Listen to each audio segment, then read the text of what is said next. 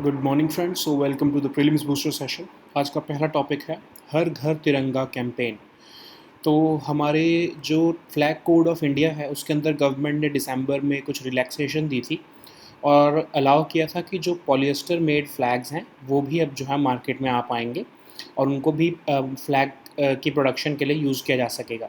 इससे क्या होएगा कि आपके जो हैंड वोवन या फिर हैंड स्पन खादी के फ्लैग हैं जो आपको कॉस्टली पड़ते हैं वो अब सस्ते पड़ने लगेंगे अगर आपको पॉलिएस्टर के भी फ्लैग्स बना सकोगे तो हर घर तिरंगा कैंपेन है क्या? तो इसको अभी आने वाले 15 अगस्त के दिन लॉन्च किया जाने वाला है और इस दिन लोगों को इनक्रेज किया जाएगा कि वो अपने घर के बाहर जो है वो नेशनल फ्लैग हॉइस्ट करें। ये एक आज़ादी का अमृत महोत्सव का एक पार्ट है हमारा एज अ कैंपेन और to invoke the feelings of pride and patriotism इसको किया जा रहा है। ठीक है, तो अब थोड़ा सा हिस्टोरिकल बैकग्राउंड देखते हैं फ्लैग का। तो सबसे पहली बार नेशनल फ्लैग जो है वो पारसी बैगान स्क्वायर जो आपका कैलकटा में है वहाँ पर इसको फहराया गया था 1906 में। लेकिन 1921 में पिंगली वेंकैया जी जो हमारे एक्चुअल में फ्लैग के जो डिज़ाइनर हैं वो महात्मा गांधी जी को मिले और उन्होंने एक basic design of the flag दिया। लेकिन जो बहुत सारे चेंजेस होने के बाद जो हमारा करंट ट्राई कलर है वो नेशनल फ्लैग अडॉप्ट किया गया as at the Congress committee meeting in Karachi in 1931। ठीक है, अब कौन से रेगुलेशंस जो है हमारे नेशनल फ्लैग को गवर्न कर रहे हैं? एक तो आपका पहला है एम्बलम्स एंड नेम्स एक्ट 1950, फिर दूसरा है prevention of insult to national honours act 1971। लेकिन 2002 में इन दोनों एक्ट्स को के प्रोविजंस को थोड़ा इजी करके फ्लैग कोड ऑफ इंडिया में मर्ज कर दिया गया, बना दिया गया, मतलब कि इकट्ठा कर दिया गया ताकि लोगों को समझने में आसानी हो। लेकिन इसमें रिस्ट्रिक्शंस भी ईज़ की गई ताकि लोगों को unrestricted display of try colour करने को मिले। ठीक है, और एज लॉन्ग एज आप उसकी ऑनर और डिग्निटी को मेंटेन करके रख रहे हो तब तक आप फ्लैग को डिस्प्ले कर सकते हो। अब इसके अंदर कहा गया है कि जनरल डिस्क्रिप्शन दे दी गई फ्लैग की कि ऐसा फ्लैग होना चाहिए। आप इसको जब फहराओगे पब्लिक या प्राइवेट बॉडीज़ या गवर्नमेंट एंड गवर्नमेंट बॉडीज़ के लिए कुछ रूल्स बना दिए गए। फिर अब 2021 में दिसंबर में एक अमेंडमेंट किया गया फ्लैग कोड के अंदर जिसमें कॉटन, पॉलिएस्टर, वूल, सिल्क, खादी इन सब के जो है फ्लैग्स को बनाने की इजाज़त दे दी गई। ठीक है, लेकिन फिर भी कुछ आपने देखा होगा most common flag code violations क्या होती हैं। जनरली क्या होता है कि लोग उस फ्लैग को जो है एज अ ड्रेपरी यूज़ कर लेते हैं in case of death of anyone. ठीक है, तो अभी क्या है हमारा सेक्शन 3.22 जो है फ्लैग कोड का कहता है कि सिर्फ फ्यूनरल के टाइम पर जो स्टेट फ्यूनरल होता है, सिर्फ जैसे आपके जो पुलिस या आर्म फोर्सेस के लोगों को मिलता है जब स्टेट खुद स्पॉन्सर करती है उस फ्यूनरल को, सिर्फ तभी जो है एज अ ड्रेपरी फ्लैग को आप यूज़ कर सकते हो फॉर एज अ ड्रेपरी। तो apart from arm forces and police, हमारे president of India, vice president, prime minister, कोई union cabinet minister, chief minister, अगर कोई वो पास अवे हो जाएं तो उस केस में भी स्टेट फ्यूनरल दिया जाता है और उसमें भी फ्लैग को यूज़ किया जाता है एज अ ड्रेपरी ओनली। ठीक है, but in any other case आप ये ऐसा नहीं यूज़ कर सकते हो। ठीक है, तो ये भी फ्लैग कोड वायलेशन होती है। सो नेक्स्ट हमारा टॉपिक है बूस्टिंग फॉरेक्स इनफ्लोज। तो रिजर्व बैंक ऑफ इंडिया ने कुछ टेम्पररी मेजर्स जो हैं वो अनाउंस किए ताकि ओवरसीज़ जो है हमारे इन्वेस्टर्स हमारे इंडिया में इन्वेस्ट करें और इंटरेस्ट रेट सीलिंग्स जो है एनआरआई के करेंसी फॉरेन करेंसी डिपॉजिट से हटा दी हैं। ठीक है, तो कुछ जो मेजर्स लिए वो डिस्कस करते हैं। तो पहले तो हमको पता होना चाहिए कि हमारा जो डेप्रिसिएशन हो रही है रुपये की बहुत शार्प हो रही है क्योंकि हमारा ट्रेड डेफिसिट वाइडन हो रहा है। एफपीआईज पैसा खींच रहे हैं मार्केट से because of most of the external reasons. ठीक है, अब गवर्नमेंट ने अनाउंस किया, रादर आरबीआई ने अनाउंस किया है कि जो एसएलआर और सीआरआर की रिक्वायरमेंट्स होती है आपके एनआरई डिपॉजिट्स या एफसी एनआरबी डिपॉजिट्स के लिए, उसको कुछ टाइम के लिए एग्जाम्पशन दी जा रही है बैंक्स को कहा जा रहा है कि आप अपने जो इंटरेस्ट रेट जो है वो आप बढ़ा के दे सकते हो एनआरई डिपॉजिट्स को, ताकि जो आपके एनआरआई या जो बाहर रहने वाले लोग हैं वो इंडिया में जो पैसा लगाते हैं उनको ज़्यादा इंटरेस्ट रेट मिल सके। फिर गवर्नमेंट ने जो गवर्नमेंट बॉन्ड्स खरीदने पे जो लिमिट थी वो टेम्परेरीली उसको भी हटा दिया गया है। फुली एक्सेसिबल राउट के अंदर अब जो है वो एफपीआईज इन्वेस्ट कर पाएंगे गवर्नमेंट बॉन्ड्स के अंदर। आरबीआई ने जो है इवन एक्सटर्नल कमर्शियल बोरोइंग्स के लिए भी जो है वो लिमिट को बढ़ाकर $1.5 बिलियन कर दिया है। ठीक है, सो अब इंडिया का रुपये जो है वो डेप्रिशिएट क्यों हो रहा है? तो बेसिक आपकी इकोनॉमिक्स है डिमांड एंड सप्लाई की, मतलब डॉलर्स का जो है हमारे इंपोर्ट ज़्यादा होने की वजह से डॉलर्स की डिमांड ज़्यादा है, रुपये की डिमांड उतनी ही है जितनी पहले थी, ठीक है। उससे क्या हो रहा है, आपका डॉलर जो रुपये है वो डेप्रिशिएट हो रहा है। दूसरा रीज़न, सबसे बड़ा जो एक्चुअल रीज़न है वो है यूएस फेडरल रिज़र्व। अब उन्होंने अपने इंटरेस्ट रेट बढ़ा दिए हैं, तो उससे क्या हो रहा है, जो हमारे एफ थे, जो फॉरेन इन्वेस्टर्स थे, उनको वो ज़्यादा मार्केट अट्रैक्टिव लगने लगी है, जो उनकी होम मार्केट थी मोस्टली। तो वो इंडिया की स्टॉक मार्केट से पैसा निकाल कर वापस अपने अमेरिका में ही लगाने लगे हैं। तो उसकी वजह से क्या हो रहा है, इंडिया के जो रुपये की डिमांड तो स्टैगनेंट रह गई है और डॉलर्स की डिमांड बढ़ गई है, तो आपका रुपये जो है वो डेप्रिशिएट होने लगा है।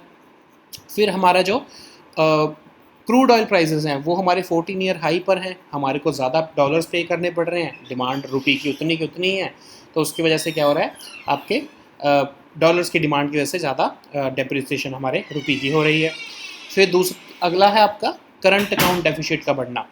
तो हमारी जो ट्रेड हो रहा है value of goods and services का, वो भी जो है उसमें भी इंपोर्ट जो है हमारा टोटल एक्सपोर्ट से ज़्यादा बढ़ गया है। तो उसकी वजह से भी जो है आपके ऑफकोर्स वही डिमांड आपकी डॉलर्स की बढ़ रही है, तो आपको जो है रुपये डेप्रिशिएट हो रहा है। तो ये कुछ रीजंस हैं, बेसिक रीजंस हैं, पर इनमें सबसे बड़ा जो रीज़न है वो यूएस फेडरल रिजर्व का इंटरेस्ट रेट हाइक करना जो है वो सबसे बड़ा रीज़न है। उसी की ही वजह से सारे बाकी रीजंस जो है वो हो रहे हैं, ठीक है।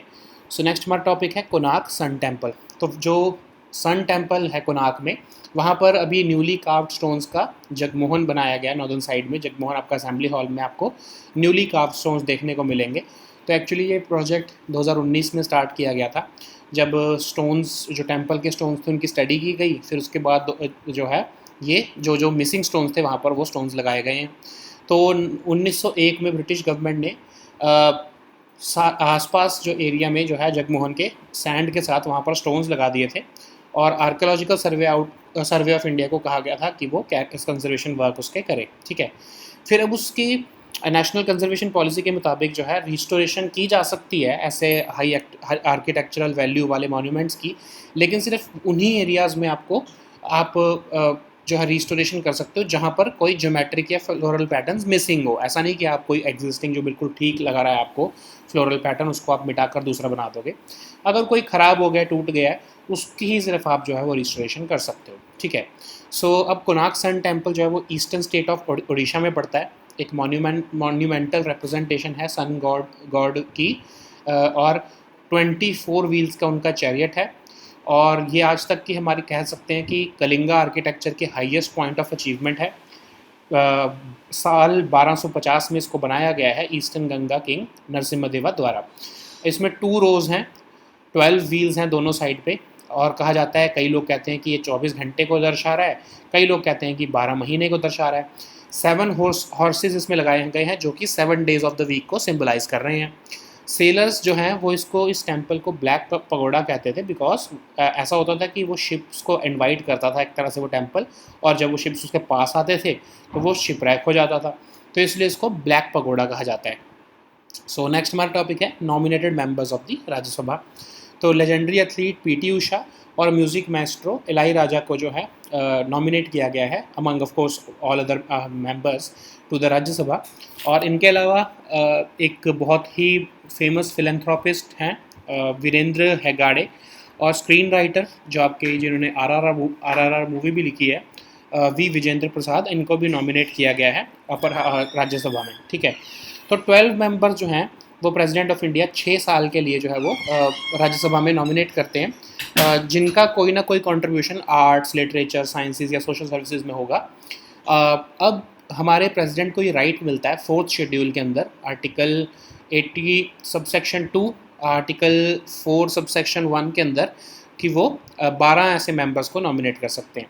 लेकिन याद रहे कि जो ये नॉमिनेटेड मेंबर्स होते हैं ये जो है वाइस प्रेसिडेंट के इलेक्शन में तो वोट करते हैं, लेकिन प्रेसिडेंट के इलेक्शन में ये लोग वोट नहीं करते हैं, ठीक है। सो नेक्स्ट हमारा टॉपिक है नॉर्थ ईस्ट इंफ्रास्ट्रक्चर।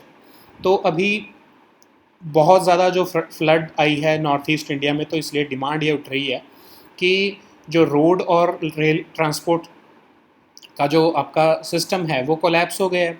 तो उसके लिए डिमांड उठ रही है कि आप जल्दी से जल्दी बांग्लादेश के थ्रू कनेक्टिविटी एस्टैब्लिश करो, ताकि हम जो है मेनलैंड इंडिया को नॉर्थ ईस्ट इंडिया के साथ जो है वो कनेक्ट कर सके, ठीक है। सो बराक वैली का जो है आपके सदर्न असम में, वो southern half of Manipur, Mizoram, Tripura के साथ कनेक्ट करती है, और जो लुमडिंग बदारपुर रेलवे लाइन है वो ही एक सोर्स ऑफ जो है वो कनेक्टिविटी है। नेशनल हाईवे जो है मेघालय का, वो आपके दीमा हसाओ के साथ है, जो उसके साथ कनेक्टेड है। फिर एक रेलवे लाइन है जो कि लुमडिंग को कनेक्ट कर रही है बदरपुर के साथ। तो ये सारी रेलवे लाइंस, हाईवेज़, ये सब जो है डिसरप्ट हो चुके हैं, लैंडस्लिप्स के को भी प्रोन है। तो इसलिए कहा जा रहा है कि जैसे मैत्री ब्रिज बनाया गया था फेनी रिवर पर, जिसने त्रिपुरा और बांग्लादेश को कनेक्ट किया है, वैसे ही फर्दर एफर्ट्स करके हम बांग्लादेश के साथ कनेक्टिविटी जो है नॉर्थ ईस्ट की बढ़ा सकेंगे, ठीक है। सो नेक्स्ट हमारा टॉपिक है अखिल भारतीय शिक्षा समागम। तो पीएम मोदी जो है उन्होंने अखिल भारतीय शिक्षा समागम जो है वो वाराणसी में होस्ट किया है, मतलब इनाग्रेट किया है, और ये एजुकेशन मिनिस्ट्री द्वारा ऑर्गेनाइज़ किया गया है। यूनिवर्सिटी ग्रांट्स कमीशन और बनारस हिंदू यूनिवर्सिटी के साथ जो है वो एजुकेशन मिनिस्ट्री ने मिलकर इसको ऑर्गेनाइज़ किया है। अब ये एक ऐसा प्लेटफॉर्म है जिसमें इंडियन हायर एजुकेशन इंस्टीट्यूट्स जो हैं वो डिस्कस करेंगे, डेलिब्रेट करेंगे, इंसाइट्स शेयर करेंगे, best practices regarding the national education policy 2020, ठीक है। अब वाराणसी डिक्लेरेशन भी इसके अंदर जो है हायर एजुकेशन के लिए वो भी अडॉप्ट की गई है। नेक्स्ट आपका टॉपिक है केर पूजा या फिर खर्ची पूजा। तो खर्ची पूजा इस टाइम पर मनाई जा रही है त्रिपुरा में, और एक्चुअली इसमें 14 गॉड्स जो कि त्रिपुरी पीपल की डायनेस्टी को जो है रूल करते थे, या जो त्रिपुरी पीपल जिनको की डायनेस्टी जिनको वर्शिप करती थी, उनको जो है वो वर्शिप किया जाता है इस खर्ची पूजा के अंदर। और ये आपके 8th day of new moon in the month of July को सेलिब्रेट की जाती है। तो वो इस साल का डे जुलाई 6 को पड़ रहा था, ठीक है। 2-2.5 से 3 दिन के लिए ऑब्जर्व की जाती है, और अगरतला की जो है एंट्रेंसेस को क्लोज़ कर दिया जाता है। उस दिन लोग जो है पूजा सेरेमनी करते हैं। कहा जाता है कि त्रिपुरा के लोगों को नेचुरल कैलामिटी या और किसी एग्रेसिव फोर्सेस से बचाने के लिए ये पूजा की जाती है, ठीक है। So now let us see all these topics in English. So the first topic is Har Ghar Tiranga campaign. So Government of India is expecting that after doing an amendment to the Flag Code of India in December 2021, the costs of the tricolor will come down as a result of the changes. Okay, so now the changes have allowed machine-made polyester to be used in the production of national flag. So actually the government wants to launch this program Har Ghar Tiranga campaign on 15th of August next month, and people will be encouraged to hoist the national flag over their houses so as to invoke the feelings of pride and patriotism. So this campaign will be a part of the Azadi Ka Amrit Mahotsav that we are celebrating on the 75th year of India's independence. So what is the historical background of national flag? So of course the first national flag was hoisted on 7th of August at the Parsi Bagan Square in Calcutta. Later in 1921, Pingalli Venkayaji, so who is the actual designer of the current national flag, he met Mahatma Gandhi ji and proposed a basic design of the flag. But after going certain changes, tricolor, the current tricolor, was adopted as our national flag at the Congress Committee meeting in Karachi in 1931. So what are the various rules that govern the display of national flag? So actually the Emblems and Names Act of 1950 and Prevention of Insults to National Honor Act 1971 are the two legislations which primarily guide the display of national flag. But to allow the unrestricted display of the tricolor, as long as of course the honor and dignity of the flag is intact, the government of India brought this Flag Code of India in 2002 so as to provide a general description of the tricolor and the rules on display for both the public and private bodies and the government bodies. In December 2021, we made an amendment to this Flag Code of India, allowing the material to be used for the manufacture of flag to be diversified from just hand woven and hand spun khadi to now machine made cotton, polyester, wool and silk khadi bunting. Okay, so what are still the common flag violations? Despite this Flag Code of India, we see that people are arrested or people are punished for flag code violations. So what are the common flag code violations? So generally, the flag shall not be used as a drapery in any form, except of course in state, military, or central paramilitary forces funeral. But still, people use it when a prominent personality dies, particularly a political leader, a big political leader, which is of course disallowed because you cannot use it except in a state funeral. So apart from the police and armed forces, the President of India, Vice President, Prime Minister, Cabinet Minister, Union Cabinet Minister, or Chief Minister, if any of them passes away, they are also accorded a state funeral, and only when the state funeral is accorded, the national flag can be used as a drapery. So the next topic is boosting forex inflows. So RBI has announced a slew of temporary measures so as to double the uh, amount of the foreign investments in the country. So you know that Indian rupee is depreciating sharply because of the widening trade deficit and persistent capital outflows, particularly the FPIs. So the RBI has announced certain measures, like it has exempted the banks from maintaining CRR and SLR on incremental NRE term deposits or incremental FCNR deposits.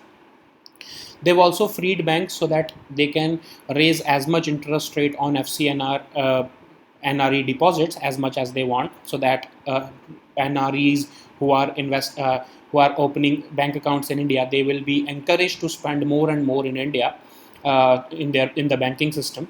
And the government bonds have also been allowed as in the fully accessible route for the investors, so as to encourage foreign portfolio investors to invest into the debt.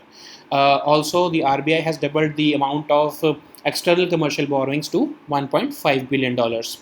So why is the Indian rupee depreciating? So you know that it works on the basic economics of supply and demand.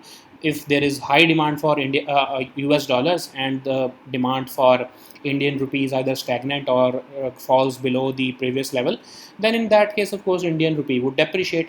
So this is what is happening. The demand of Indian rupees is same as it was before, but the demand for US dollar is increasing. Why? Because US Federal Reserve has raised the interest rates. So what is happening is that FPIs are pulling out from the Indian economy or Indian stock markets, and they are investing back to their own home market, that is the US, because the US market has become attractive for them as the interest rates have been hiked there. So it is resulting into a weaker Indian rupee because the demand for US dollar has increased as compared to Indian rupee. Of course, also the crude oil prices, they have touched 14-year highs, and we are dependent on 80% of our demand through imports only. So India's demand for dollars has increased, and when demand for dollars increase, of course, the prices of rupee would depreciate. Similarly, the current account deficit. So we are imports are more than our exports, and this also means that our demand for dollar or foreign currency is increasing as compared to rupee. So that's why also rupee is depreciating. But the primary cause is this U.S. Federal Bank Reserves, the U.S. Federal Reserve's decision to to increase the interest rates. Okay, so that is why FPIs are driving away from the Indian stock market. So the next topic is Konark Sun Temple. So visitors to the Sun Temple in Konark, they will soon be able to witness the newly carved stones on the northern side of Jagmohan, that is the assembly hall of the Konark Sun Temple. So actually this project started in 2019 with the study of the stones at the temple, and in 1901 the British government placed plain stones across the site and filled the Jagmohan with sand. But Archaeological Survey of India started out the conservation works for it. But now these newly carved stones have been uh, placed there so as to restore the glory of the Jagmohan. So because as per the National Conservation Policy of 2014, restoration can be undertaken only in areas of the monuments where certain geometric or floral patterns are missing. You cannot just remove an existing pattern or any body from the monument and replace it with a new one. You just have to conserve the existing framework of the monument, and you have to you can just restore the missing parts of the temple or a monument. Okay, so this is what the government has done now. So let us see about the Konark Sun temple also. So it is situated in the eastern state of Odisha, and it's a monumental representation of the sun god Surya's chariot. That is, its 24 wheels are represented in this monument, and it marks the highest point of achievement of Kalinga architecture. Of course, it was built in 1250 during the reign of King Narsimha Deva I, and there are 12 rows, and uh, on each side of the Konark temple. I'm sorry, there are 2 rows of 12 wheels on each side of the Konark temple. It some people say that it symbolizes uh,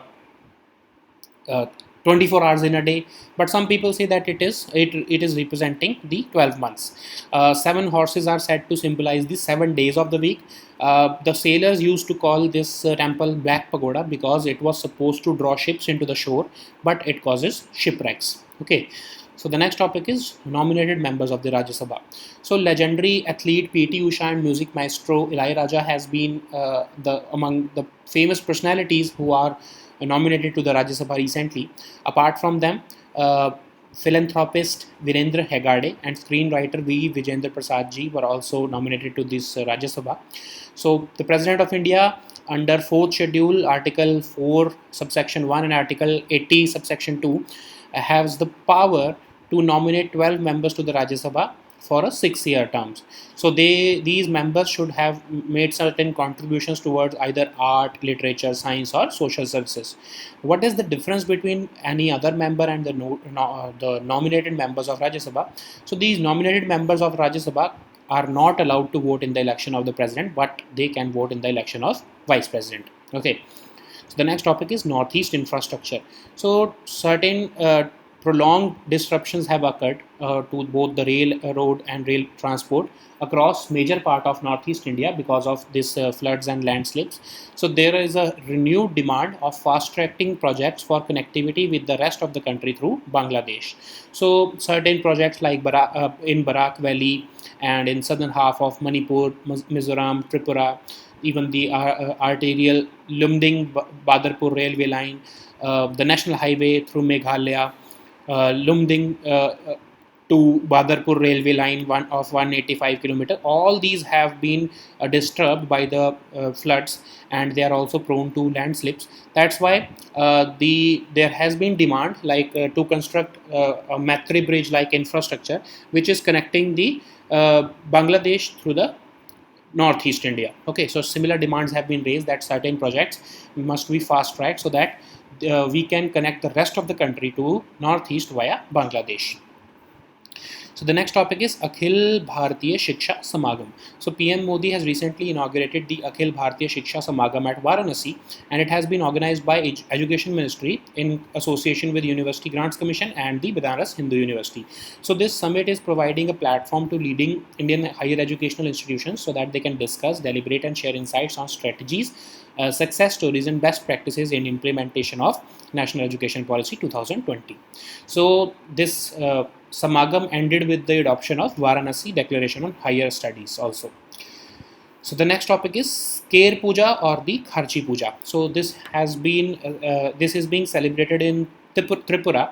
So actually it is also called Kharchi Puja, and it is conducted to worship the 14 gods who were actually worshipped during the earlier dynasty of the Tripura. Okay, so it is generally celebrated on the 8th day of the new moon in the month of July, and it is celebrated for 2.5 to 3 days. And during this celebration, all the entrances to the capital city of Tripura, that is Agartala, are closed, and people worship these gods because they believe that they would save people from natural calamities or any other aggressive force. Okay, so these were our topics for today. Please also download the weekly current affairs compilation from our Telegram group today. We'll meet next time with new topics. Until then, goodbye and take care.